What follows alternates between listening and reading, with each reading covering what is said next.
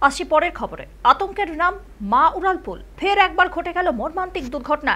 Vishwakarma building এর সামনে পরমা আইল্যান্ডগামী লেনে এক বিপজ্জনক বাঁকের মুখে নিয়ন্ত্রণ হারিয়ে দুর্ঘটনার কবলে পড়ল বেপরোয়া গতির গাড়ি। সূত্রের খবর, বৃষ্টিতে ভিজে থাকা রাস্তায় নিয়ন্ত্রণ হারিয়ে গাড়িটি সামনে থাকা অপর একটি গাড়িকে সজোরে ধাক্কা মারে, আর সেই গাড়ির মুখ উল্টো দিকে ঘুরে যায়।